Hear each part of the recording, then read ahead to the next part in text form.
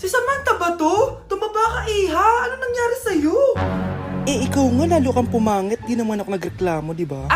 Palagi kasi masarap yung ulam namin, tita. Ganun ba? O siya, kumain na tayo dito, Iha. A few moments later. Babe, ano ba? Kumakain ako. Ikaw naman next. Iha, wala ka pa rin jowa hanggang ngayon? Wala ba nagkakagusto sa'yo? Ay, required na pala magka-jowa. Eh, ikaw nga iniwan ng asawa, di ba?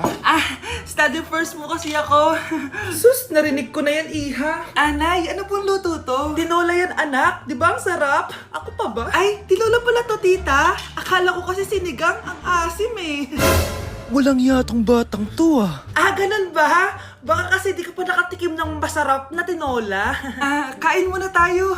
Ay, masarap po talaga magluto yung nanay ko. Kapag nagluto yun, lasang tinola talaga. Aba! Sinasabihan mo ba ako hindi marunong magluto? Sinabihan mo nga ako mataba?